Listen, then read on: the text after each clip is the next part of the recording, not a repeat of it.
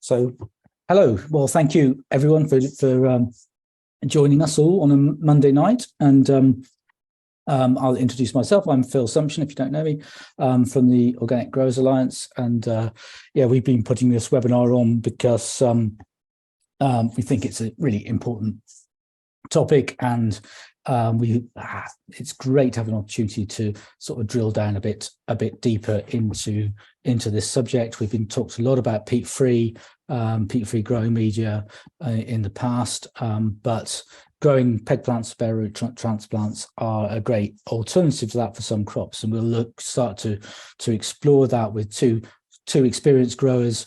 Most of you will know Ian Tollers, who will start us off, and Tolly has been growing peg plants for a number of years. How many years now have you been in organic growing, Tolly? It's oh god, we're getting not far from 50 actually. I think it's 47 or 48. Well, I was certified organic in 1977. 76 actually. So yeah, we're not far away, short of 50 years.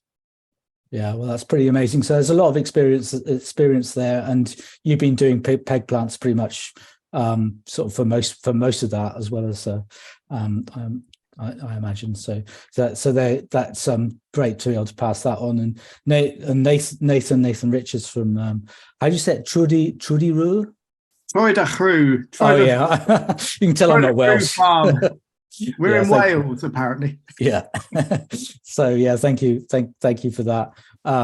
Nathan's also got a huge amount of experience as a grower, and but less as he admitted to me, less experience of growing peg plants. But I think it's good to have some more than one grower in here, so we can bounce ideas off each other and see, and we can talk and help with some of the questions as to some of the issues people might have or might be concerned about growing peg plants or bare root transplants. So yeah, thank you. I'm going to start off with Tolly, and Tolly, you're going to talk for about 20 minutes. So yes, 25 minutes, I think, possibly. Yep. So just to say to people, if you've got questions for the panelists, if you can put them in the Q&A box at the bottom. If you've got general points or discussion amongst yourselves, then put it into the chat. And any links and things that I think of, I'll try and put into the chat as well. But if it's points of clarification for the speakers, put them in the Q&A. We can deal with some of them as we go along, but we'll save most of the questions till after Tolly and Nathan have done their presentations. And I will do a short presentation afterwards. I'm going to talk a little bit about soil-assisted modules, which is a sort of hybrid system, which is another alternative. Just to briefly introduce that, it's not my system, it's one that was developed by Brian Adair on Jersey, but I think it's worth mentioning. So yeah, great. Tolly's all set, and then I'll take it away. Right, okay, so yeah, peg plants, also known as bare root transplants. This really was the way that all growers grew plants up until pretty much the late 60s, early 70s. And at that time, supermarkets were getting quite involved in food production, and they kind of came up with a demand from growers for a much more regular supply of cauliflowers. And to meet that demand, Curtin Experimental Station in Lincolnshire came up with a modular system, which was designed by Dr. Bob Hiron. So it was really down to him as much as anything. It also happened, I think, in other parts of the world at pretty much the same time. So until then, most growers were using peg plants. Very few people were using modules. There were people using blocks. Blocks have been around since the war, actually. Blocks have been around, but they were more specialized crops, particularly things like lettuce. But all field crops were grown as peg plants. We've had a long history of growing peg plants. In fact, we started in quite a large way in Cornwall growing strawberry plants. We were the only organic certified producers of strawberry plants anywhere in the world, actually, from the late 70s right through till, I think we did it up until about 93, actually, in 93. We were raising around 350, 400,000 plants a year, and these These were not strictly peg plants because strawberry plants are actually known as bare root transplants. There's a slight difference there, but this was quite a big operation employing a lot of people and on a relatively small area of land. And we were supplying commercial growers and gardeners. In fact, we were supplying the HDRA at the time with strawberry plants. The picture there is really what we've gone on to. In fact, we've gone the complete opposite direction. All our strawberry plant production now is in modules. And we're doing mist propagation in order to get the plants really early. We want a very large plant to go out in July. So we're using mist propagation techniques. So we've actually gone away from bare roots completely on strawberry plants. And this is the result. This is the first year crop. I just had to put this in because it kind of reminds me that we've got strawberries coming up. Our first crop will be not so far away actually this year.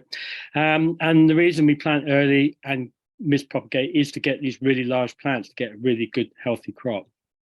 Right, so why peg plants? Well, the cost. The cost is significantly reduced, and I will go into that a bit more later on. It takes far less energy. You know, growing in trays in greenhouses takes a lot of inputs. It takes up space.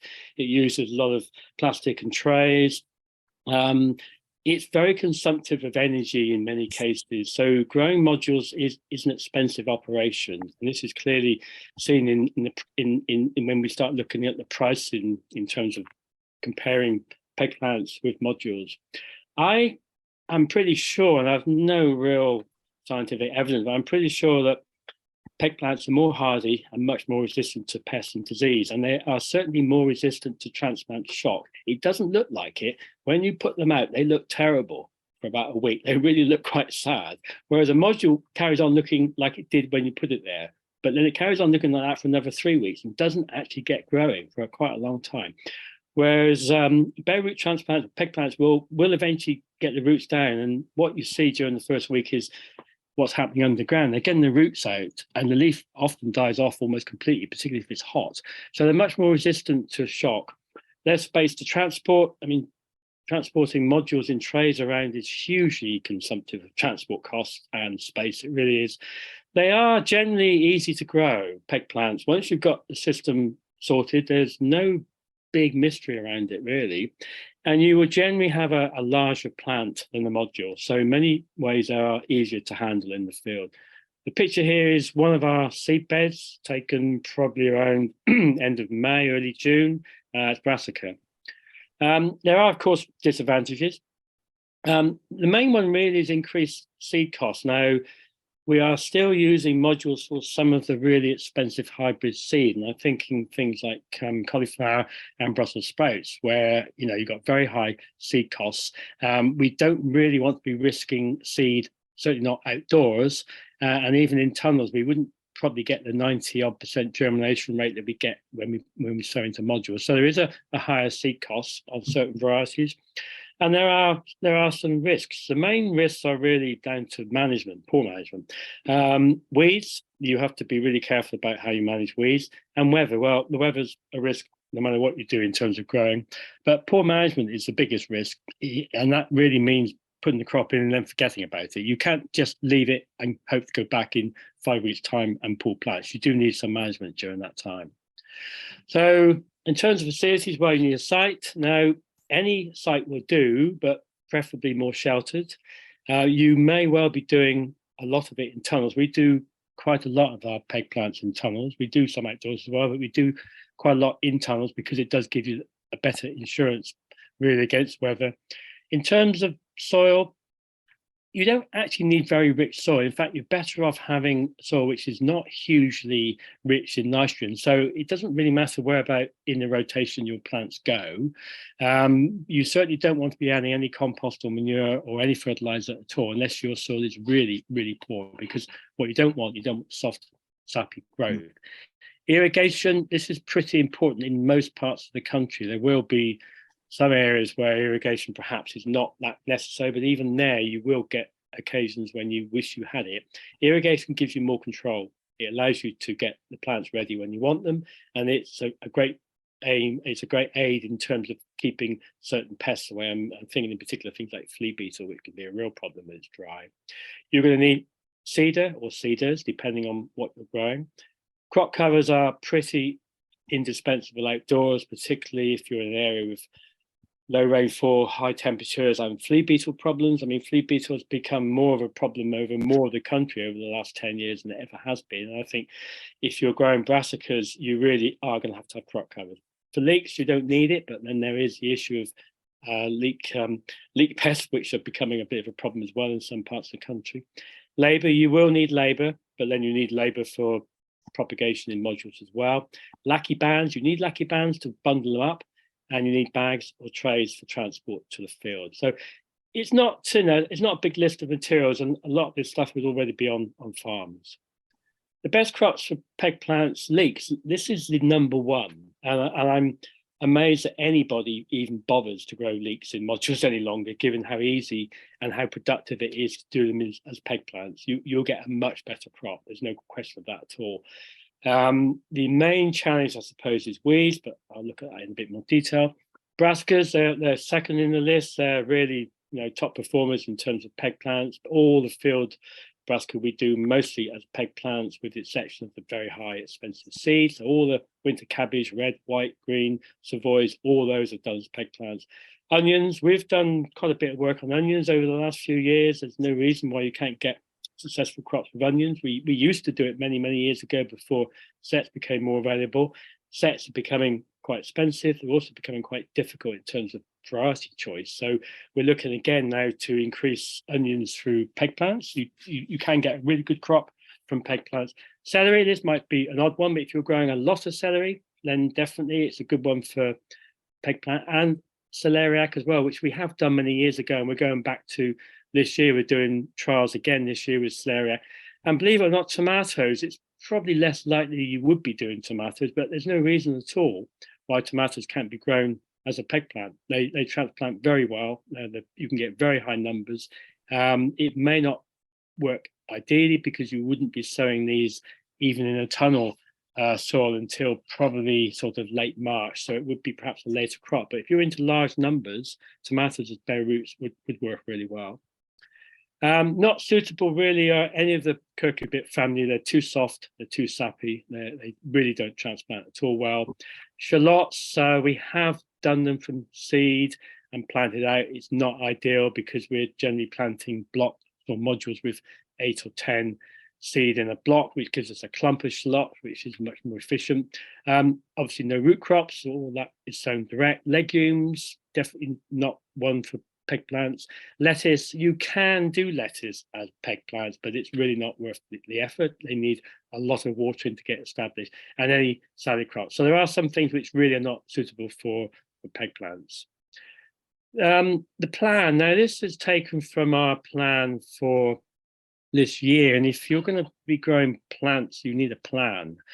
We're growing around 45,000 peg plants this year. The numbers have actually fluctuate. We used to grow a lot more. We're growing less because we've sort of got better at doing the crops now, and we're getting better yields, particularly on leeks, because we're getting really good yields on leeks. We've cut the numbers quite significantly, but we're around 45,000 plants, most of which are brassica and alliums. As you can see, there's a list there. The information there is something you really need to have, and I've kind of lost the top of my screen, so I'm not really able to see what's on the top of this. But there's a whole range of columns there. Obviously, there's the crop, there's the variety, number of plants I need, and I think seed per meter. I think this is information which I'm not going to go through, but whoever's recording this, presumably this will be available to people to study, because it needs a bit of studying. But all the information's there, where the seed comes from, how many seeds in the gram. And what we're allowing really in terms of seed numbers, you'll see there with leeks, for example, we're allowing almost 3 times the number of seed as plants that we require. And there's a reason for that. And we found that with leeks, we rarely get more than 50% actual plants from what we sow. Now, I don't know what happens there with 50%. I've never been able to work it out. But they seem to not all come up. Whereas with brassicas, you often get, almost 80, 90% germination. Some will fail. In general, we allow 2 seeds. If you want 1 plant, you have to sow 2 seeds. So you double up, and that gives you a fairly good insurance. You really need to aim to have more than you want. It doesn't matter if you've got some left over. You can sell them to a local grower or give them away or just mow them off and use them as green manure. But you do need to make sure you get the numbers right. plant spacing quite important. The number of seeds you drill is really critical, particularly with the alliums. We go for quite high seed rates of alliums. Bottom there in red, it shows you good information there about how many plants you expect to get from a 30-meter row with brassicas. It's around 700. And with leeks and alliums, it's around 2,000 to 2,500. So it's far higher with the leeks. So we're getting a lot of plants in a very small space. Seed beds. This is pretty critical, really. If you're not up to speed on stale seed beds, you really do need to be, because stale seed bed is really important in terms of reducing emerging weeds. If you've been on land, as we have for generations, you will have a significant weed seed bank, which is very healthy, but you need to deal with that. So you need to get rid of that before you sow. So we generally allow best part of 3 weeks for seed strikes. Minimal cultivation. We don't do much cultivation, but we are cultivating prior to drilling. And the picture here is literally taken today. This is one of our very ancient greenhouses from the 60s, which is being prepared. It was in peppers right up until they got heavily frosted in December. Normally we can keep peppers going till Christmas. It's all been taken out, gone to compost heap. There was a green manure under the peppers. There was a lot of clover there. We've probably got too much nitrogen in this situation for peg plants, but this is going to be mostly where, well, not mostly, but half of this greenhouse will be growing peg plants for the field, early cabbage primarily, and a few other brassicas. Tunnels obviously give you much more flexibility, but we do an awful lot outdoors as well. All the later cabbage are done outdoors. An ideal arrangement, really, if you're sowing outdoors, is something like this. I took this picture today. This is not actually going into our seed bed, although I kind of wish it was. Really good overwinter green manure cover crop there of Phacelia, buckwheat, and something else, all of which has been completely killed off by the frost for the first time. Almost the first time in a decade, actually, this has happened properly. It's a really nice, clean seed bed. It's full of worms. We could literally just drill into that almost direct without any cultivations, and that's generally what we do in the field. So a really good seed bed ready to go pretty much at very short notice. Drilling equipment. Now, this is the state of the art, really. This is the ideal. This is the Jang. We've not had this very long. We've only had this about three or four seasons. It is the Rolls Royce of drills, and if you're doing any direct drilling, you really do need to aspire to one of these. It's a lot of money, but it saves you an awful lot of time. It saves you an awful lot of seed, and it will give you a much more precision drilled crop. This we found to be really good for a whole range of different seeds. It's a great general purpose tool. The other one is the Stanhay. This is a pretty old bit of kit. I've had most of my farming career. It's from the 70s. We use it still mostly for brassicas. Because it's a belt drill, it's very precise. We can get really good seed rates going out in this. We can adjust the gearing a bit, but not as much as the Jang, but it's a really useful tool. And this one we do use primarily just for brassicas. Very accurate, quite hard work pushing, particularly up a hill, but it does a really nice job, very, very, very precise. And then this thing, which is what I call a Mickey Mouse seeder, and this, for what it costs, is the most unbelievably useful bit of kit you could ever get.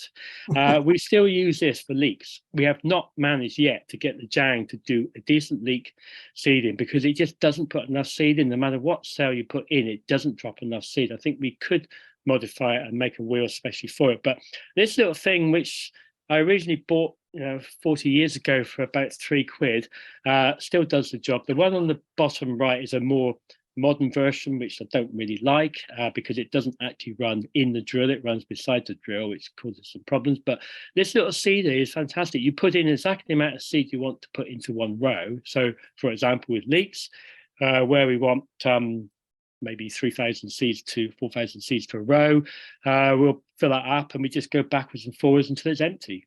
You can sort of calibrate it in your hand and try and get some degree of calibration. It doesn't always work that well, but you just go over it until the seed runs out. It works really well. It's very cheap, very efficient. And for us, as I say, it's still the best tool we have for drilling leeks. In terms of drilling with that particular little tool, we've got this tool I made many years ago, which is a row marker. I'm amazed at how many people still walk up and down their field 1,000 times moving string lines every row. Whereas really you only need one string line, and this tool, you then mark out every row from that first line. You never have to go back and move the line. And this is what we use for that little wolf seeder. So we mark it out, drill into that, and then run a rake over the top back of the rake, just drag it along to fill it in, job done. So it's quite efficient.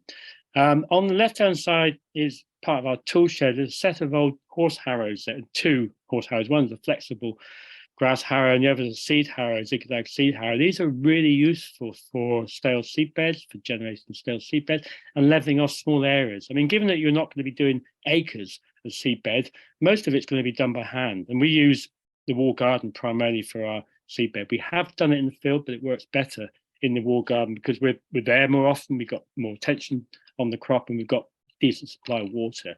So harrows are really useful for leveling ground off. In terms of the yields, we're reckoning that this does vary a lot, but this is an average figure I've come up with over quite a few years, and leeks are the highest yielder. We're getting around 2,000 to 3,000 plants per row. All of our rows in the wall garden are 30 meters. It's what we used to call 100 feet. It kind of fits in with our tunnels, which are 100 feet. The reason we did that primarily was because we had a big greenhouse bang in the middle of the garden, which was 100 foot long. So we made everything to fit that. And it works really well. All our plots were 100 foot long. So we're getting about 2,000 to 3,000 plants in that. In order to get that, we are sowing about 8,000 or 10,000 seeds. So very high sowing rate. You don't want leeks a long way apart because if you have to hand weed them, and you might, you want to be pulling out weeds in a row which is full of plants and not empty of plants, because then the work is far less.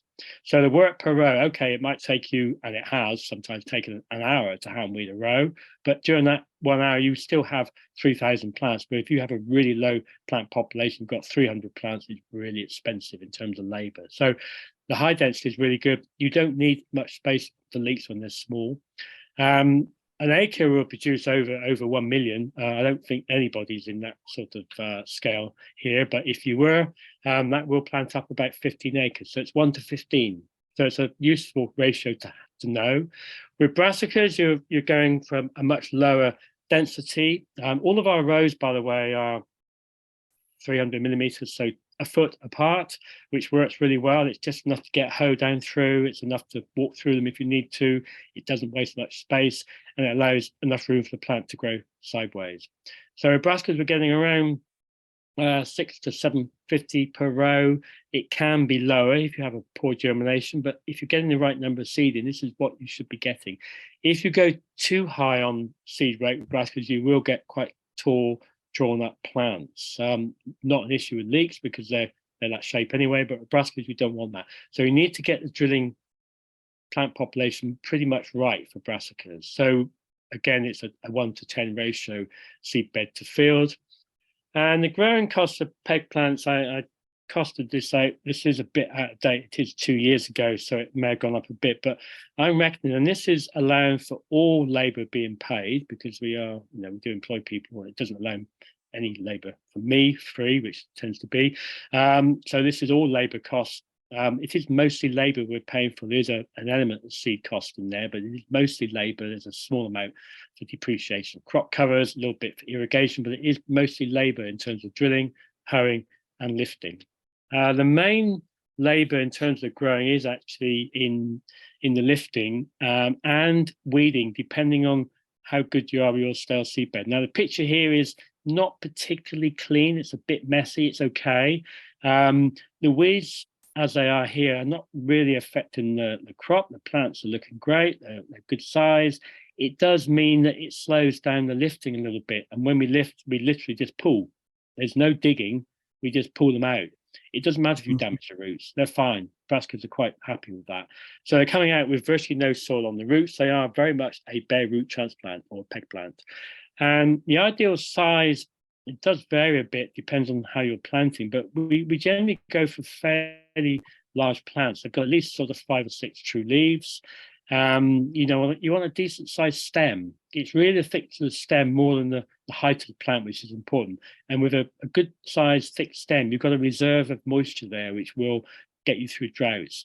Cauliflower growers in Jersey used to grow really large plants. I mean, they were almost fully grown before they pulled them out and replanted them. You can replant a brassica at any size. This is the interesting thing about brassicas. So if they get too big, it's not the end of the world. They will get pretty tall. You may have to pull some leaves off if they get really big. It's difficult with brassicas to trim them. You can't trim in the bed as we do with leeks. With leeks, we trim the entire plant before we plant it. With brassica, you can't really do that because of the danger of damaging the growing point. It's very difficult to get that right. So weed control is a bit of an issue. You can see there's a bit of a patch there, sort of middle of that plot where there's kind of gap. That's where the seeder ran out. So we got weeds instead of plants. We don't always get such a good stand. This was a pretty good stand. In fact, we got more than 700 per row on that one, but sometimes you may only get 300 or 400. I mean, it is variable. This is why generally you need to be aiming for perhaps growing more rather than less. The potato sack on the left, you may be wondering what that's about. Well, when we bundle them up, we do them in bundles of 25. We grade them, we put a lacquer band around them, and we dump them in the sack. And then that gets us to the field. We don't put them in trays because they tend to dry out too quick. They go into a sack where they can keep moist. And, you know, we have kept them in sacks for several days, as long as they're in a cool place, not stacked one on top of the other because they'll stop the compost, with a bit of air around them. They'll keep quite happily in there. In fact, we have had plants in sacks for over a week when we've been stuck with weather. If it goes beyond that, then we have to heal them in. And we have, in 2012, we had several thousand brassicas healed in and leeks, some of which were healed in for 6 weeks, and they still moved. They still took when we planted them out. They weren't looking very good at all, but they did work. So you can be quite abusive of plants once they're out of the ground. Ideally, you need to get them in as quick as possible, but there's no problem leaving it a few days. Leeks, we're bundling these up into 50. We tend to grade, well, it depends on the size, and we tend to grade sometimes to small grade and large grade. The ideal size is about the thickness of a pencil. That would be the perfect size. There are inevitably going to be some that are smaller than that, and there will be the odd one which is bigger than that. If there's any gaps in the row, you get big ones. As close as they are, the smaller they tend to be. Into bundles of 50, they take up a lot less room than brassicas. You can get 1,000 of these in a potato sack, where brassica you only get 500. So they're not going to take up a huge amount of room. There we've got leeks on the left, we've got white onion on the right, and the 2 rows in the middle. I think, if I can see the label, no, I can't. It might even be spring onion, which are not actually peg plants. So yeah, the alliums, in most cases, we generally do those in tunnels. We have done them outdoors. They grow perfectly well. There's no problem growing them outdoors, but in tunnels, it kind of gives you a little bit more control over things. It gives you a bit of weather insurance as well. And then we've got 1, 2, 3, 4, 5. So there's 10 rows there. So we've got about 30,000 plants in less than half of a standard with tunnels. So it's quite a high plant population. Once they're out, then obviously we go into other crops. Into the field, here's the brassicas. We chuck them down in their bundles, 25 in a bundle. We've already marked the field out with a 2-row marker. We've given up transplanters. We don't find them that effective. We're planting by hand. In fact, we do it by feet. We push them in with our feet. There's no bending. We just drop the plants down and hoof them in. Works really well into a furrow, which gives us some degree of weed control. We can fill that in as the plants grow. This picture, I think, was last year. We often have to irrigate before we plant. We get ridiculously hot temperatures here. Our soil, which as you can see is more stone than soil, gets incredibly hot. So we have to irrigate sometimes just to get the temperature down. Right, that was it. I thought I had, oh no, we have got another one. No, I thought I had something else here. No, that's the end. That's it. Good. I think I've left a couple out somewhere, but anyway, I think I've probably covered the subject, and I've probably run out of time anyway.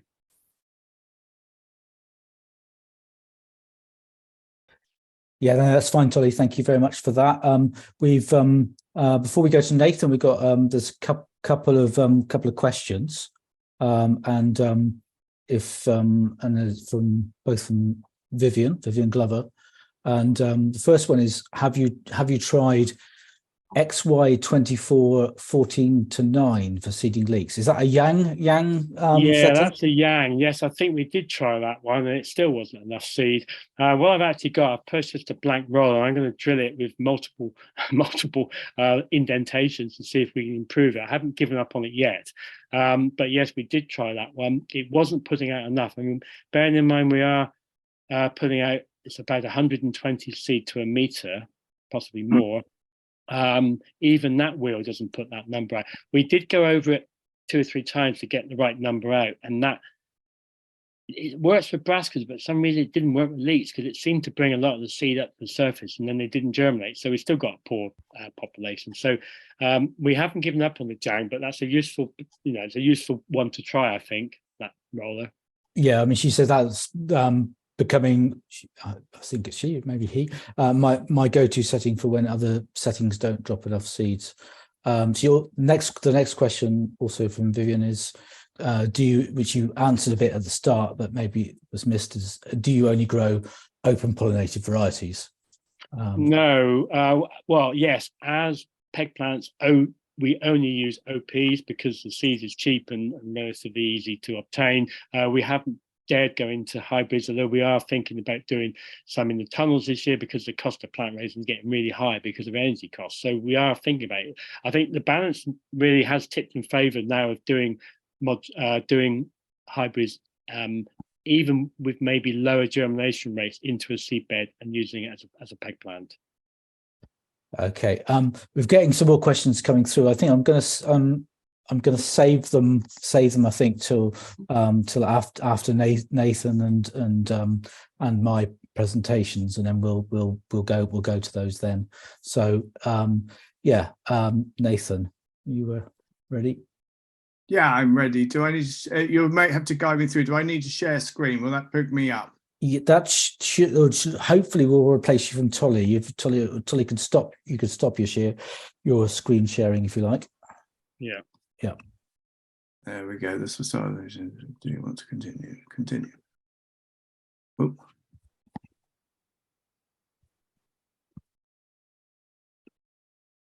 Yeah, I think that's got me there. I'm just trying to find my presentation. So apologies, guys, if I can't. It's a nice aerial picture of your place there. Anyway. Yes, good. I'm glad you can see that. I can only see something which says I've got a meeting in progress. So hopefully I'm going to pick up the right folder. So firstly, sorry, I'm sharing between 2 screens. So if I'm not looking at something, I've got a broken computer at the moment. So if I appear to be looking at something else, that's where I am. And thanks very much, Tolly, for that. That was absolutely fascinating and so enlightening. First of all, I want to say that I am fairly new to growing peg plants, and we still are much more limited in what we do here. Really, it comes down to leeks, and we've been doing those quite well now for some time. I've got some photos, but not nearly as many as Tolly had to share this evening. So I'm going to more talk about our experience of doing those, and also and how we were previously growing leeks. So let me just see if I can just open a couple of pictures, and hopefully I've got the right ones. So as with Tolly, this is a very, very early set of emergent leeks coming up in one of our tunnels. As with Tolly, we're drilling those directly into our tunnels. I've also been using, I'd like to say about which tunnel we choose when we're doing this. I tend to like to, so we have got 8 large tunnels on the farm, all of them around about 88, 90 foot long, one which is shorter at 50 foot. And ideally, I like to keep our tunnels working. So we've got damp tunnels and dry tunnels. So I like to think that when we're drilling our leek pegs, they're going to go into one of our damper area tunnels. So these ones here will be finishing out where chard and spinach have been, and where cucumbers will be growing later alongside them as they develop, and that seems to work quite well. And they move, obviously every year. I've tried drilling these in variously successful ways. I've been very lucky to have been able to borrow a pterodonis from Real Seeds, who are a local, and we did go on fairly all right with it. Though I struggled with the machine a little bit, and I also found the populations were quite difficult. Mostly though, just because I find it quite a difficult machine to operate. We have quite a lot of large rocks, and I find that it bounces quite a lot on the front end, and so I tend to feel that I lose momentum. And in fact, what we've also done is that we use an earthways, so a very old-fashioned seeder I don't use anywhere else anymore. So we used to use quite a lot, rather unsuccessfully. But I've actually found drilling with the earthways, drilling leeks, is quite good. And similarly, we tend to do 2 to 3 passes on the drill over the same bed, and I find that I get actually quite good results from that.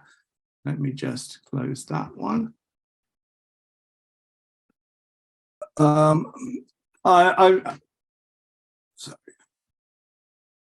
I wanted to go on to say, sometimes we haven't been able to fit all of the leeks in a tunnel. For instance, last year we were on our small tunnel and we couldn't fit everything together. So when we haven't done them all as pegs this way, the other way that we used to grow all of our leeks was in boxes. And we used to do them in large supermarket crates, deep supermarket crates, which had compost in them. And I still continue doing that. But now what we do, instead of doing them all into depth of compost, which is hugely expensive, is actually I take soil from the field where the leeks are going to go, and I base out about the bottom third of that, or maybe even more, of the box with soil, and then top with compost, and then we sow lightly just by spreading onto the top, and then we separate those off. By far the better plants, I would say, are the ones which we lift out of the tunnels and transplant, and yeah, that's the way that we've been producing them. Again, I totally agree with Tolly about populations. That photo there is not particularly good sense of them coming up, but they were coming through very well. I don't have a later photo of them thick in the tunnels. I have used pre-emergent flameweed on some of those. I'm very careful about those in tunnels, and we can't do that near the edges. But pre-emergent flameweed for us has worked quite well. And then we've also done a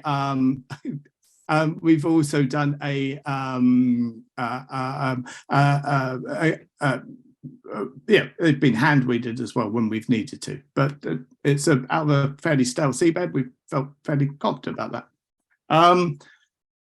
Let me see if I can bring up another image. So we used to, I'm just going to show an image now really of how we transplant these later on. So there are plants going in, and we do use a transplanter.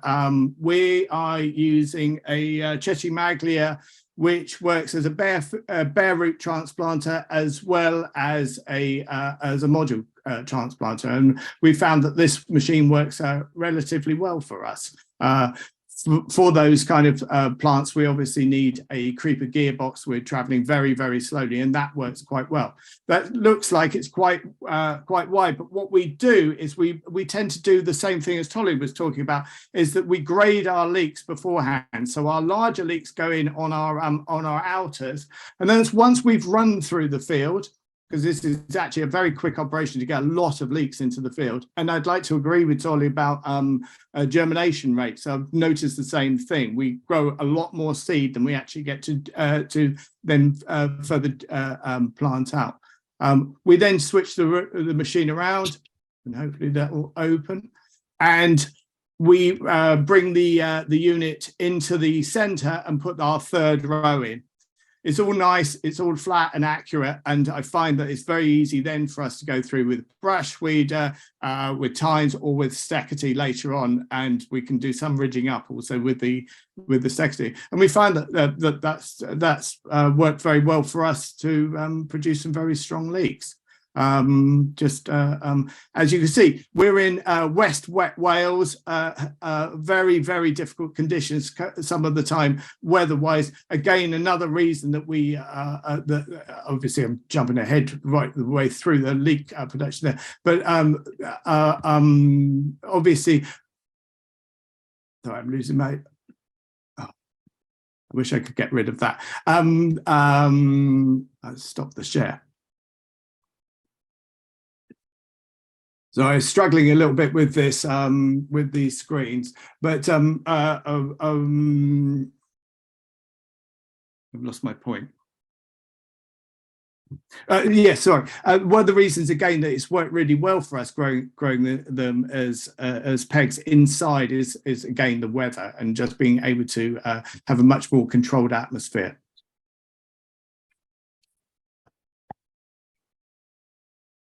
I just wanted to say some other.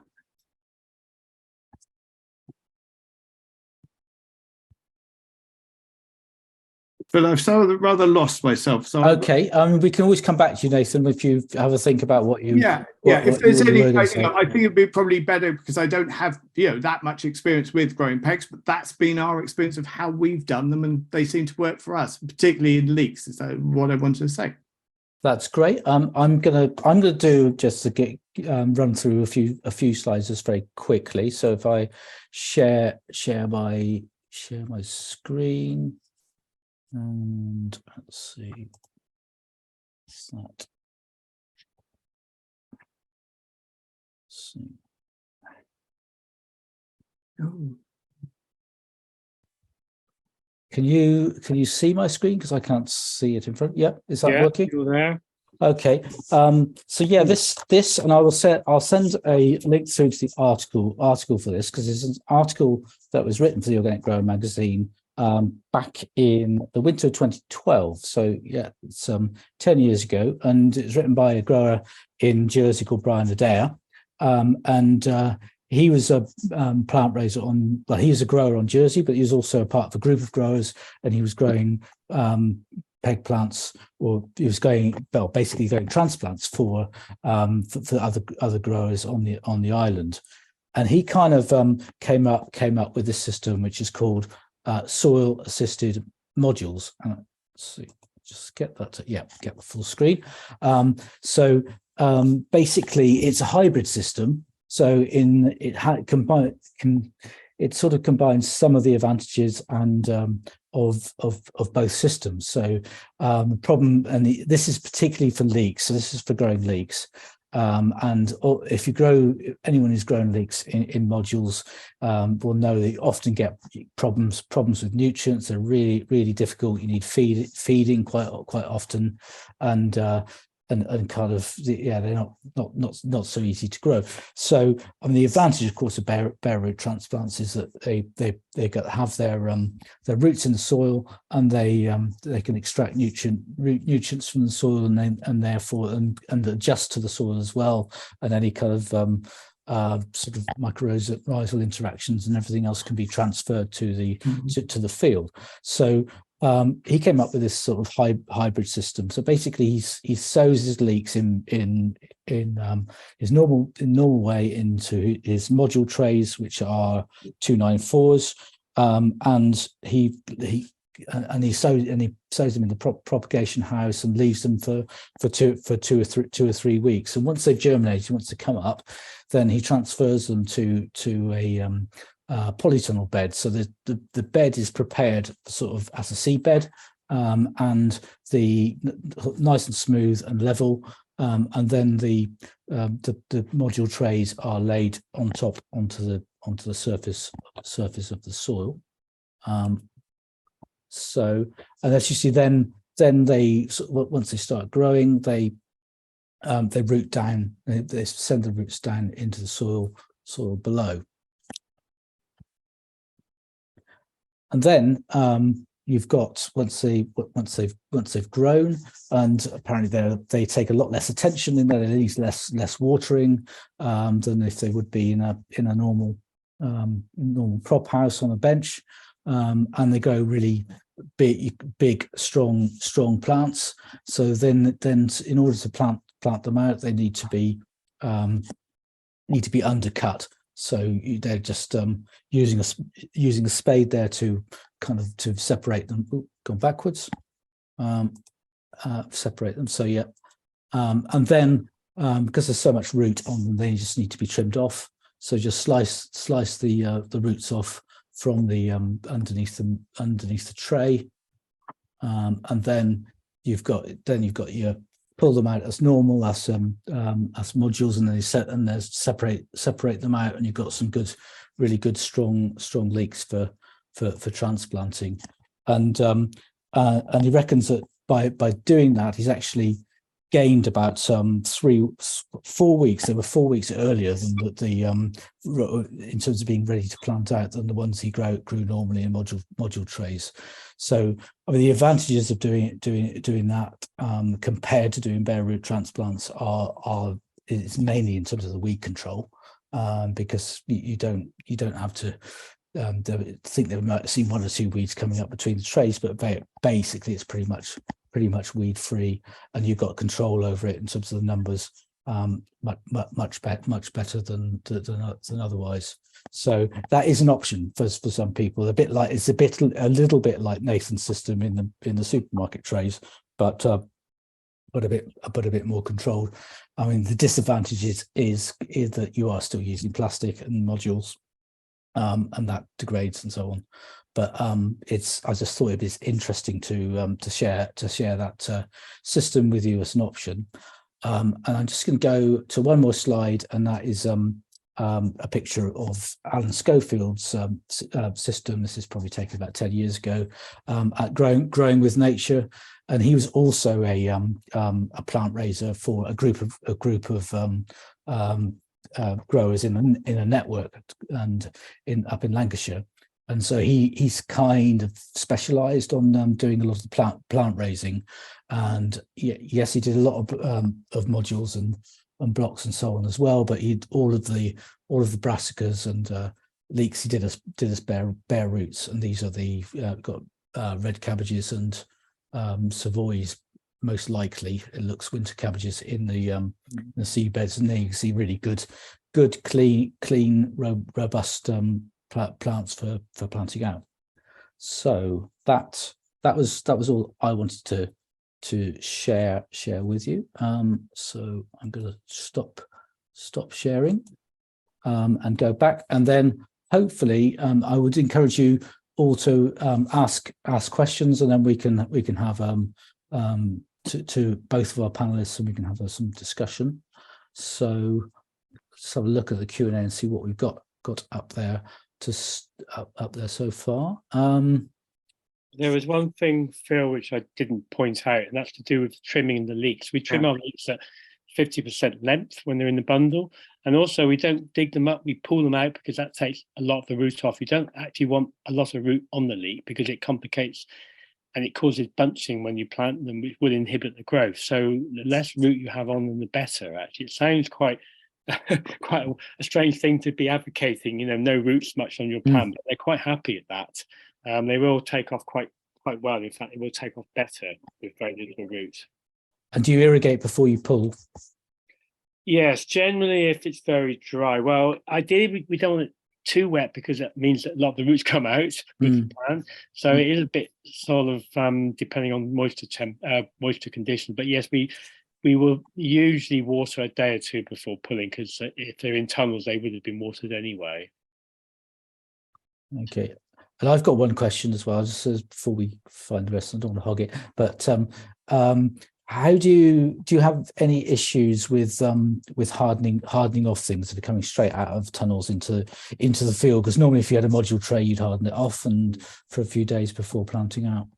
No, it's mostly, we do some brassicas early in the tunnels, but it's mostly leeks. They don't seem to mind that situation going from pretty hot to not very hot.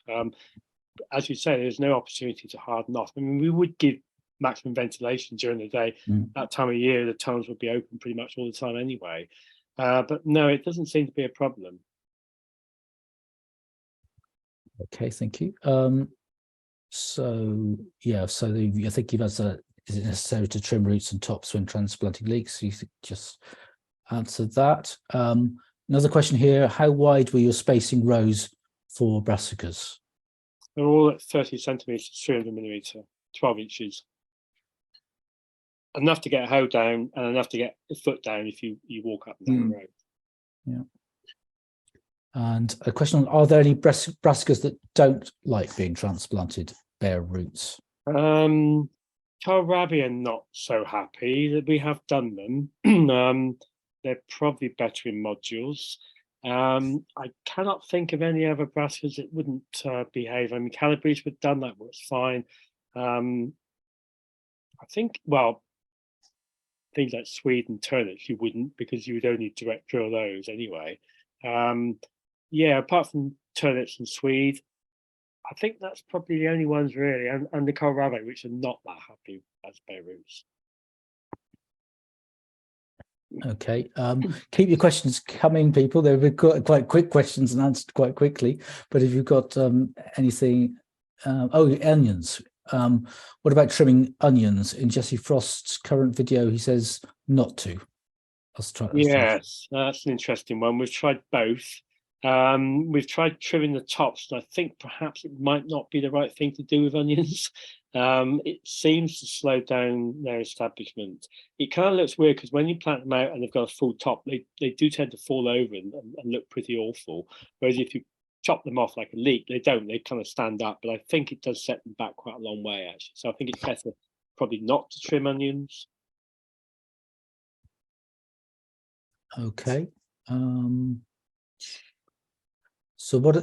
Yeah, I was going to ask about celeriac. So how do you do that? I mean, they're quite really slow to get going, aren't they? Yeah. Well, it's still experimental stages. We did it many years ago. We never used to do more than about 1,000 or so. We're now up to sort of 4,000 or 5,000 celeriac in modules. It's taken up a lot of space and a lot of resources. So we're giving another go. The seeding is going to be interesting. We're going to use the Jang seeder. The germination rate with celeriac is probably going to be 50% in the soil rather than in modules where it might be near 100. Generally what we've done with modules, we sow them in a tray and then prick them out, so we get one plant in every single module. Whereas direct sowing, we are going to have to put higher seed weights in. So we still not sure exactly what number of seed. I'm aiming for probably, I think, something like 50 to a meter to get possibly 25 to 40 plants per meter, but because they're quite erratic at germination, we're not sure what we're going to get. So it is a bit of an unknown, this one, Phil. It's going to be an interesting trial. I do know that they transplant really well. There's no problem with transplanting them. They're very easy to transplant. It's just they're so fiddly, so small and fiddly, aren't they? Yeah. I mean, stale seed bed with them is going to be absolutely essential. One thing we used to do many, many years ago, we stopped doing it because I think we got better at weed control, but we used to take drills out and then we used to sow the seed and then we would cover the drill with some homemade compost, which in theory should be weed free.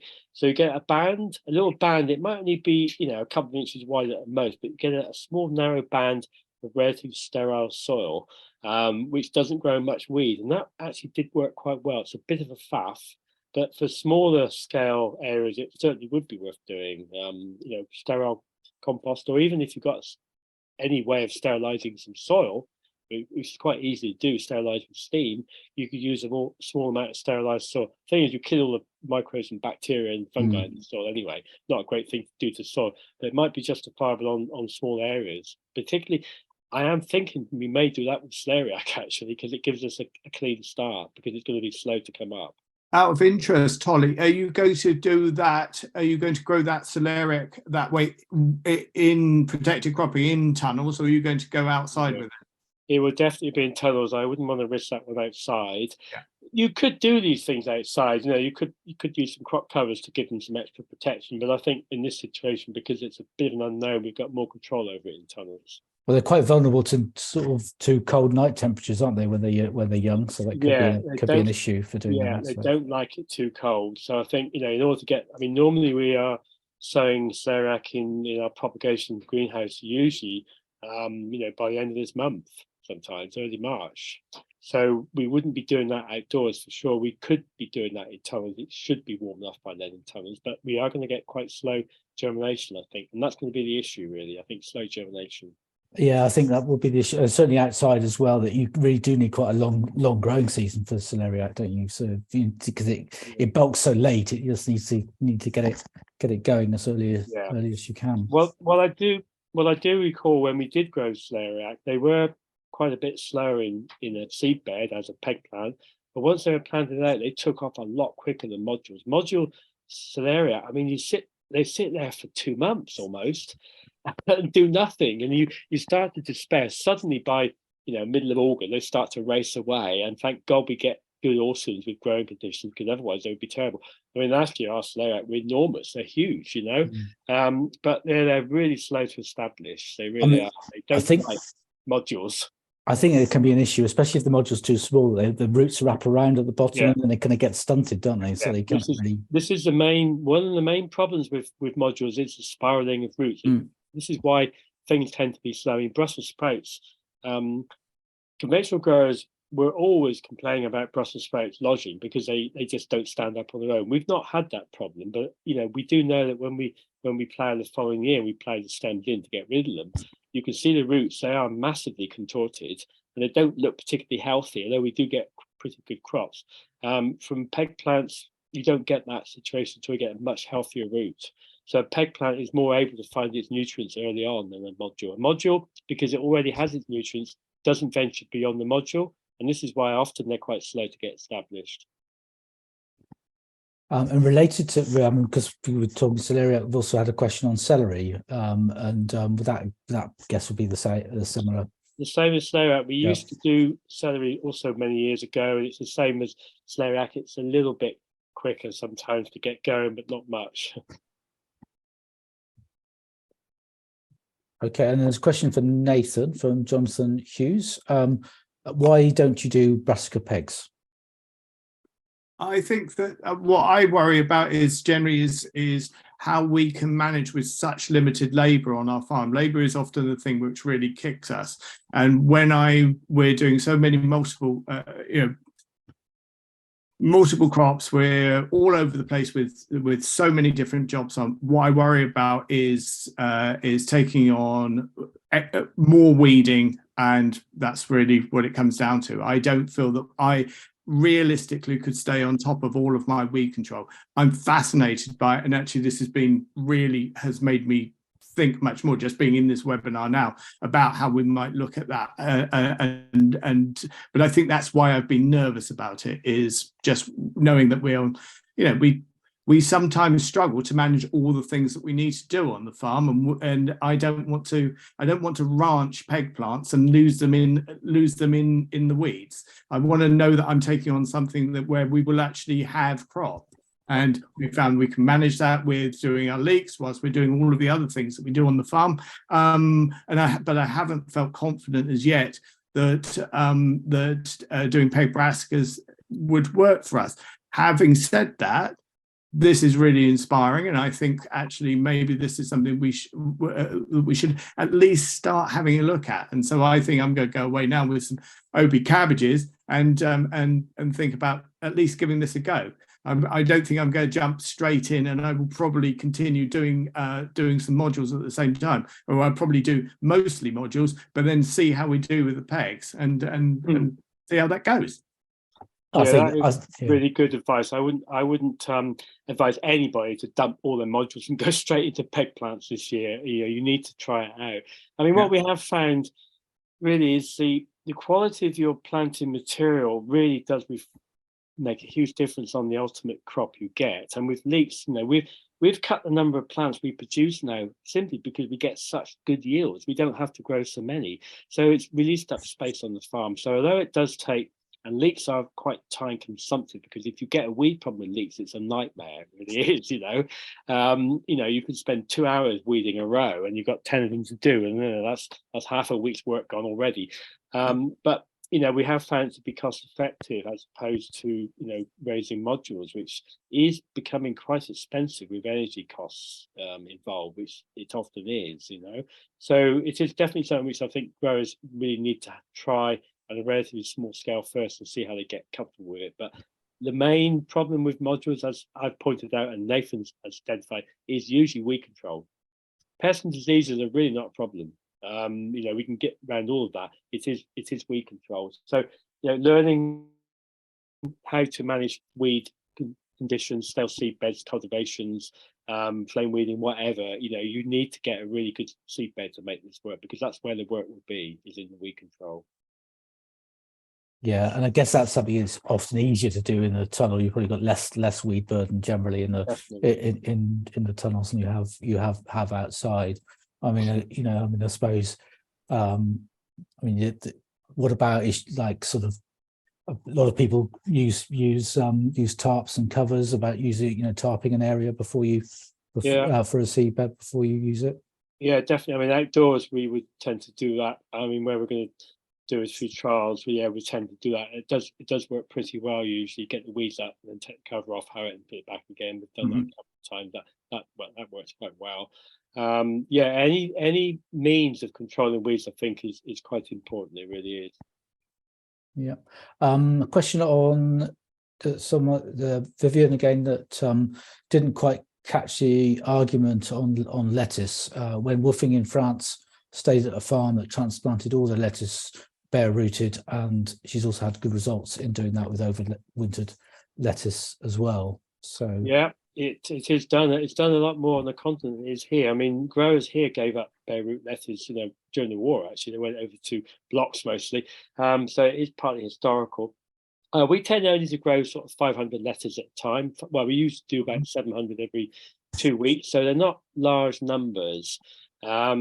Again, when you get down to quite small numbers, modules kind of fit better. If you're doing 10,000 leeks, it's a lot easier to do them as peg plants. If you're only doing 500, it's actually quite a bit more work for a small number of plants. So it is down to numbers of plants. I mean, sprouting broccoli, for example, we only grow sort of about less than 1,000 of each variety. We're still doing modules for those because it's a small, it's barely a row in the tunnel. So we tended to use modules for the smaller numbers and peg plants for the larger numbers. That's really interesting, because that's something which I've thought about as we've been talking about this.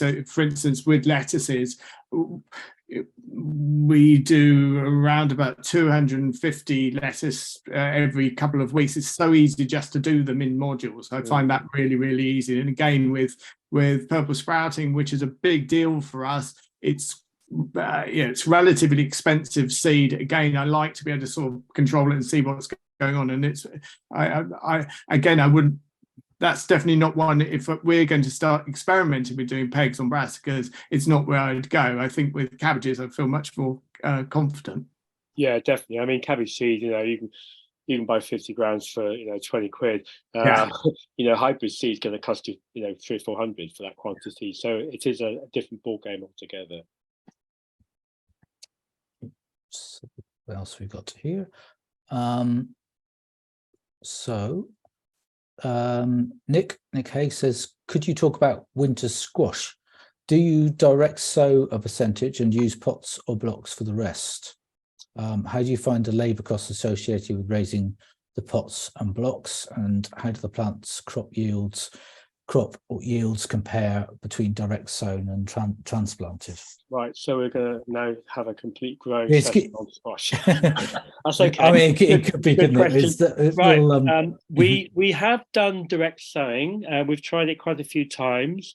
We invariably do get a crop, but it's not usually anything like as good as the one that we grow in pots. We actually grow in a 3-inch pot, a 7-centimetre pot, using our own wood chip compost, which gives it a real bonus. And we plant that. We do over 3,000. It's a big cost for us in terms of plant raising. It takes up a phenomenal amount of space. I mean, moving 3,000 pots around in trays is a massive operation.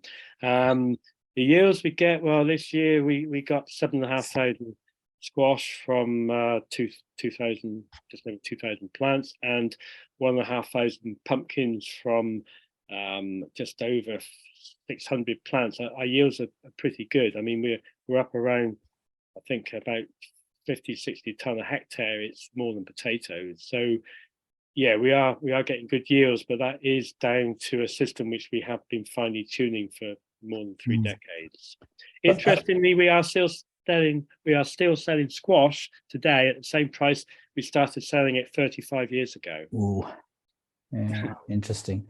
I think, you know, it's an interest. I mean, you think, oh, this doesn't quite fit with the topic, but actually, in a way, it does, because if you're you know, if you're looking at moving away from sort of using growing media, especially, I mean, because there is an environmental cost even if using you know, not of other things apart from peat, and the issues of plastic and so on, and cost. If you can do more things successfully, find systems of direct sowing them rather than transplanting, and a lot of crops actually, you know, do grow faster and better just from directly growing where they are than transplanting. And squash are actually one of those. Can I come in on squash? It's interesting because I've had experience of doing both. When I started on a farm on very light, very easy land in the south of Hampshire and just south of the New Forest, and we direct sow squash there and do actually very well. I wouldn't dream of trying it here in West Wales. I think we'd really struggle. So I use exactly the same technique, 3-inch pots, and it works very well for us. It's a lot of work, there's a lot of difficult transplanting, all of those things, but I wouldn't dream of trying to direct sow here. I think that might look at geography might be really important. Yeah, definitely. I mean, you know, whatever you do in growing, what you will learn after many years is what you actually do is you manage risk. That's what you do, and you do everything possible to reduce the risk factor, because the biggest threat to your crop is always the risks that are involved in growing it, usually around the weather. The weather is still the biggest risk. Once you're experienced, the weather is the main one. And with squash, where we have done direct sowing in the past, we have had variable cropping. Last year, we could have got away with it really well. If we'd only known how the weather was going to be last year, we wouldn't have bothered raising plants. We do courgettes direct growed in the field and get the most amazing crops. Last year we had, and it's almost a record, I think, we had from sowing to first pick 34 days. Now that was because the weather, the temperatures were, you know, really ideal. The courgettes just took off; they were absolutely crazy, and the cost in growing them was minimal. It's such a low cost compared with plant raising. You know, with the 3,000 squash we do, it takes almost the best part of a cubic meter of substrate to grow that lot, you know, which we make ourselves, but there's still a cost involved in doing that, obviously. I mean, talking about risks and resilience to sort of, you know, sort of the vagaries of the climate and so on. I mean, that's one good you know thing pro for doing bare root transplants, especially leeks. It gives you, and brassicas as well, it gives you much more flexibility in sort of planting time if things go wrong, and the plants will still keep growing, whereas if they're in a module they won't. They'll just sit there looking sorry for themselves. Yeah, thinking back to 2012, and I think Nathan probably remembers 2012. I mean, anybody who was growing in 2012 will remember it the rest of their life. It's imprinted in your memory forever. You know, I mean, that year we had about 15,000 leek plants healed in for 4 weeks, unable to plant them, and remarkably, most of them survived, and we did plant them and get a reasonable sort of crop. If they'd been in modules, it would have been perhaps a less satisfactory outcome. Although I am surprised at how starved a module could get and still survive. I mean, we've occasionally had modules hanging around for a month and looking absolutely desperately poor of every nutrient going, and they have managed to take off, you know, and produce a crop. But it's not as straightforward as it would be with peg plants, which will stop growing after a certain point because they're competing with each other. And you can, with leeks, you can just mow them off if they get too tall, which is a huge advantage in terms of putting on weight as well. Okay, I've got a few more questions come through. One on from Ian Sutherland on trimming brassicas. Do you need to trim roots of brassicas similar to leeks? No, because we pull them, most of the roots get pulled off. There's almost no soil attached to them. When we plant them, we plant pretty deeper than you would a module. We plant them up to what I call up to their armpits. So they're in really deep. So that what's left of the root, which is really just a sort of a woody spike, really, is quite deep in the soil. So it's down into moisture, and it will generate new roots within 24 hours. whereas a module doesn't. Yeah. So deep planting is quite important. Same with leeks. We plant leeks very deep as well. We plant into a deep furrow about 4 or 5 inches deep, and that allows us easy weed control afterwards as well. I mean, is that coming to a little bit of a discussion, Nathan, about planting equipment and what planters you can use with bare roots, and whether you can do it as deep as that way as Tolly does? Well, yeah, that's what we found with that particular machine that we've now got. We were growing on the flat, and we're experimenting at the moment. We've started working on beds. I've actually tried multiple things with leeks. So we were growing in 2012. I will tell this because it says how bad 2012 was. We were growing our leeks on ridges on a hillside, and the leeks were still underwater on a hill on top of a ridge. It was pretty grim, yeah, you couldn't walk through those ridges. It was absolutely miserable, really beyond miserable. We've gone off the flat and we've gone onto beds, which is something that I'm interested in trying out. We're growing green manures on beds. We're flailing off on beds. We're experimenting with wood chip into wheelings and drawing the wood chip into bed. So we're starting working on a bed system, and we found that the Chetty Maglia machine that we have is very, very good. It works actually much better now. We're using the beds because just the design of the machine, almost like the wheelings now really work as very good train tracks. So it keeps things very, very straight, which makes weeding later on really great using things like the Steckity. And we found that by winding the wheels up, we can pull really deep furrows, which our leeks then drop into, and that works very, very well as a mechanical planter. And also, when we go through for maybe our secondary weed strike, if we don't go in with a brush weeder, which we do, we've got a Steckity, which I find is absolutely amazing for going quite rapidly through the leeks. So all our linear hoeing works that way, and it has a really nice effect of earthing up as well. So I'm really actually happy with the way that works. And getting those leeks in deep we get really good blanching. That's great, thank you. I mean, there's a question here. It's come through on the chat actually, and says, are brassica peg plants still a good idea if your soil suffers from clubroot? Well, yeah, this is an interesting one. Yeah. And clubroot is becoming quite a problem for a lot of growers because of short rotations and predominance of brassicas, particularly in Wales, where you've got slightly acid soils and high rainfall. So this is an issue. No, I would say you need to go to modules for this, because with a module, you've got a chance of getting the plant at least surviving beyond the early stages. I could be wrong, but I just think a bare root is probably going to suffer more with clubroot than a module. There are some brassicas that are reasonably okay with clubroot, depending on the high, the levels of clubroot. But certainly, using some modules will, I think, give you an advantage in the early stages. Can I come in? Because we had a little discussion previously about this, but I thought it's something to mention within the group. If people were thinking of maybe raising plants together in groups, that's an issue. If your plant raiser has got a problem with clubroot, it's quite easy then to spread it. And I think, Tolly, you said that there was some history of that previously, or yes, one of the reasons. It was a problem, back in the 50s and 60s when, most plants were raised as peg plants. The Minister of Agriculture stepped in and started imposing some form of control over people in terms of rotations and soil testing. And I think, there would have to be something like that. If you were supplying plants to other growers, you would definitely need to be absolutely certain you weren't supplying them with clubroot or anything else come to that. Verticillium wilt is pretty common on many soils, although people often don't know they have it. So yes, I think if you're into plant raising, you need to be quite professional about it. You would need to analyze and test for certain diseases to be absolutely sure, have a really good rotation.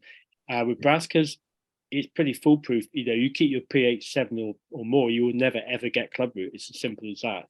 There's growers down in West Cornwall that have been growing broccoli, with cauliflower, they call it broccoli, on land there for over 150 years with almost no rotation, and they have no clubroot at all. And they're using seed sand as a liming agent. They've got pHs 7.5 or 8. You know, it's hopeless for potatoes, but it works for brassica. So it is possible to do it, but it would need to be, protocol drawn up to make sure that growers were doing it properly. We're not allowed to sell any bare root plants off of our farm. We have verticillium wilt. We were condemned way back in the 90s when we were growing strawberry plants. That's why we stopped doing them. We got verticillium wilt on the new field we moved to. So all our land here is infected with verticillium wilt. It's a problem we've had to deal with. It's a legacy of wartime cultivations when there is a lot of potatoes growing here without rotation. So, soil-borne diseases are an issue with plant raising, definitely. Which brings me to the point, really, if you are raising peg plants, you do need to do it within a rotation. It's no good having the same bit of ground forever and using that for brassicas only or alliums only, because you will almost inevitably get a nasty disease at some point. I mean, is that an issue in terms of brassicas in tunnels? Because a lot of people you're doing a lot of brassica salads and tunnels and stuff as well, and probably more than is kind of sensible in a way, I think. So adding another brassica in terms of brassica seedbed, is that potentially an issue? It is a potential issue, and I've seen over the last few years there's been a growing instance of this where growers are not adhering to the rotations properly, and they're growing far too many brassicas and they're not keeping their pHs up. I mean, most people seem to think that liming is bad in some way. It's not good for soil, which is completely wrong. Liming is essential, particularly if you've got brassicas. It's also really important for general soil health. So allowing pHs to drop is a big mistake. It really is, and this is where a lot of clubroot's coming from. Wales is particularly problematical because you're on soils which are often not on limestone, on volcanic or sandstones, where clubroot is much more prevalent. You don't get clubroot on calcareous soils, very rarely. It's unusual. Thank you. So we've got a question on sort of talking about high value collies and sprouts, keeping them to modules, and whether they would benefit, or you could do them on the soil assisted module approach. And I don't know if Brian, I know at that time he was only doing leeks. And what were your thoughts potentially of doing brassicas in that way? I'm not so sure it would be suitable. I can see really how it will work for leeks, because you've got very tall, thin plants in very small modules. For brassica, you need a larger module to get a decent size. If you were growing brassicas on that sort of plant population in those trays, you get really tall, leggy plants, which are not suitable at all. So you'd either have to go to a much larger cell size. And the advantage of that system that Brian developed really was for alliums. I don't see there's a big advantage in doing it for brassicas, which are easy to grow in modules or as peg plants. Because of the high value of some of these hybrid brassicas, this is why we are still maintaining some modules. I think we've had this discussion already. Things like colettes, which are very expensive seed. We haven't dared risk doing those in a seed bed yet, although, as I say, because the cost of plant raising has gone up significantly with energy costs, we may well be moving towards it more in the future. We are actually growing more peg plants this year than we've ever done, a higher percentage of peg plants this year. Thanks. I mean, there's quite another question on tarps and horticultural weed cover, and any recommendations to create a seedbed that using tarps or horticultural weed cover that doesn't leave any microplastics or polypropylene strands in the soil. I mean, I think really as growers we need to be moving away from using tarps and Mypex and the rest of it. And so I don't know if there is an answer to that, if either of you have that, or whether it's actually doing something like you do, Tolly, with the green manures that get a good, if you can, get a good winter kill. Yeah, I think it is more towards that. I mean, we've pretty much given up most mulches. The only mulch we have for any crop now is strawberries. We use Mypex, and that does tend to last quite a long time. But yeah, the worry is microplastics. It is a fear. We do a little bit. Well, we have a very small area for tarping. It's kind of old weedy beds that we're trying to get back into some condition, but we don't generally use tarping much as a weed control method. I think we have to go beyond that. people generally use it because A, they're scared of weeds, and B, the alternatives often create more work. And, it's a justifiable fear, of course, because weeds for many people are the biggest input in terms of work they have to deal with. So we do need better systems of management, and green manures do offer a lot of possibilities. We still have a huge amount to learn about managing crops for that particular purpose. There's plenty of so-called biodegradable biological materials which are not based on plastic, paper and various plant-based materials.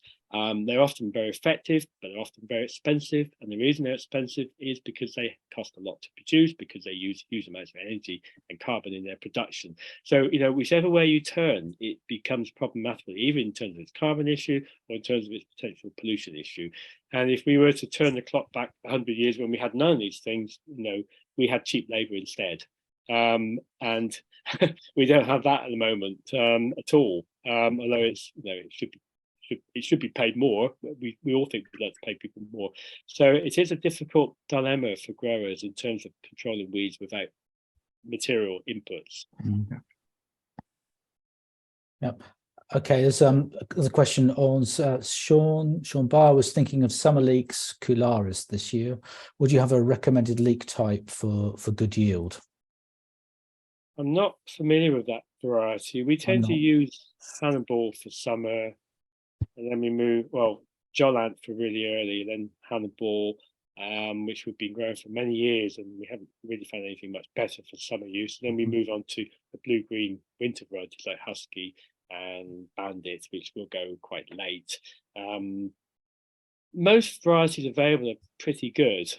There's quite a good choice of leeks around, actually, unlike Brussels sprouts. We've got two choices in terms of organic seed. There's quite a bit around, and I've never found any particularly bad. So I think there's plenty of potential there.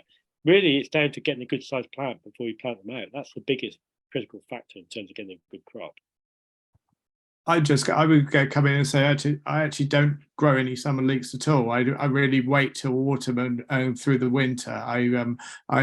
I've found that selling summer leeks when we've got so many other things to sell, I don't really have that marketplace. And there's so much of a stable veg in Wales. Sometimes it's nice to hold back before the leeks are released. So I don't do any summer leeks. Yeah, good.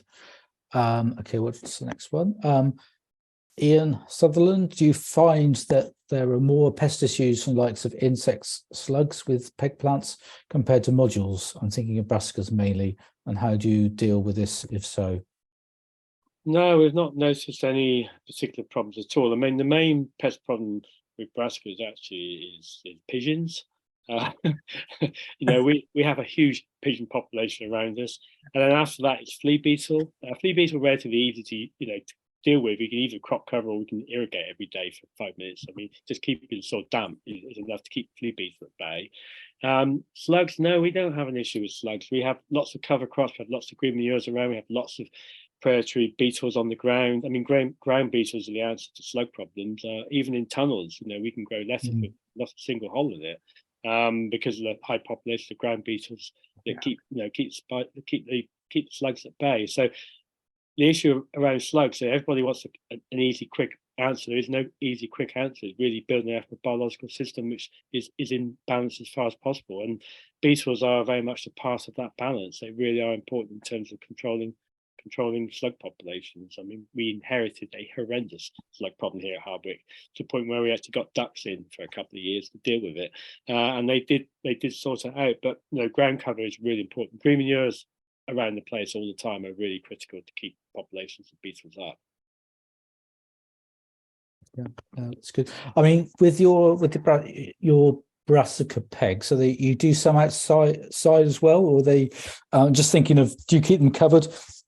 So there's no, thinking in terms of any sort of egg laying on the plants before you plant them out. Yeah, all the winter brassica, things like January King, Savoy, Dutch White, the red cabbage, are all grown outdoors in seedbed because by that time our tunnels are flooded with other things anyway. We're not drilling those really until, the red cabbage and white cabbage we do end of April, but the winter cabbage, January King and Savoy, we don't do till middle of June. We don't want them too early. If we plant them out too early, they get too big and they won't survive a cold winter. So we tend to sow them later. They're all grown outdoors. We crop cover primarily because of pigeons. That's the main issue, and for flea beetle, which we can control by irrigation. So yeah, most of it is outdoors. And what was the question again? I forgot. Well, just thinking of egg laying by sort of egg laying by butterflies. Everyone's paranoid. Everybody's completely and totally freaked out, paranoid by cabbage white caterpillars, and they are such an easy pest to control. But by having the predators in the system, little predators, which do a fantastically good job, but you need to manage that predator in the right way. So you need to have brassicas all year round on your land. You need to make sure that you have overwintering sites. So allowing brassicas to flower in the spring is really critical. We turn our old winter cabbage into green manure by April. It all grows again. We leave it in the field. That's where most of the predators hang out. So Cotija glomeratus is the predator. It's incredibly successful. It will pretty much annihilate cabbage white butterfly. We don't see much of those laying eggs really until sort of July onwards, really. And if there are, there will be some on the seed bed. By the time we've pulled them up, put them in a bag, left them lying around for a couple of days, stuck them in a very hot field, most of those eggs have died anyway. So we've never ever had a problem with caterpillars being transplanted with the plants. So really, the big issue around predatory insects is creating the right environment for them, and that is part of the way the rotation develops, having lots of ground cover, having beetle banks, having places where the overwintering insect can go, and allowing it to thrive, and understanding if you want to catch a rabbit, you need to think like a rabbit. Work out how that pest survives and what it needs to be, what it needs in terms of, well, how that predator can survive and what it needs in terms of habitat, and you'll manage it for that purpose. I'm going to come in and absolutely agree, and also say that our experience on this farm, which is, we've only been going here since 2008. We're starting to put the years on, but just by working to those principles, when we first started, we did have big cabbage white issues. I really don't see very much issue at all. We have lots of butterflies and lots of moths here, but we also have balance here, and that's really becoming, the reason now for our crop covers, that most of them, and we've got about nearly 2 acres of crop cover available to us, is for carrot fly. And then also for pigeons, if we get real problems with pigeons, and then the covers go on. But covers can really work against you as well, and I've found that covers are a really great way for, if you do have a build up of there's a really good way of finding cabbage white butterfly. You get them stuck under the covers. You also get a huge, and nothing else is getting in there some of the time. You also find that that covers can do a lot of damage to brassicas. So you get a lot of rubbing on brassicas. Purple sprouting under brassicas is terrible. And if you have an extreme weather event when you've got covers on, you have to be really quick about getting them off. I've noticed that, because we've lost large populations with a sudden snow onto a crop cover at the wrong time, and just crushing thousands and thousands of plants down. So I've just found that finding that balance, there's not a truer word, Tolly. Yeah, there's also a good article in the Organic Grower on a couple of years ago on the written by Fibble, and a lot of their work there about growing plants to attract predators into brassicas, and how to manage it with fleece if you're using, or crop covers if you're using them primarily for cabbage root fly for a couple of weeks, and then taking them off and letting the predators in for other stuff. So yeah, I think we're coming towards an end, and there was a question. Well, it was really just about can we get Tolly's spreadsheet? So I will, Tolly, if you send me your presentations through after this, then I can PDF it and send it out to everyone. Yeah. Well, I'll send it as a PDF because it's easiest for me to send it as a PDF. I'll do that, sure, because there's some information there I think some growers might benefit from. Yeah, so That's great. So, well, I think we've got through pretty much everything on the questions. Yeah. So I hope I haven't missed anything.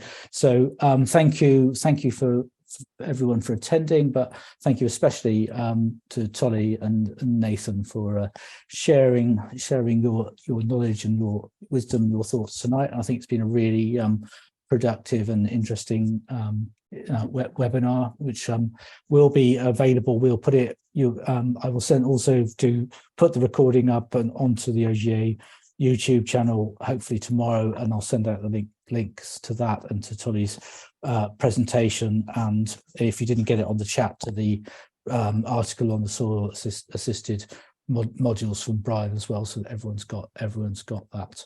So yeah, so once again, thank you to both of you, and hope everyone has a very nice evening. So well, thank you for organising it.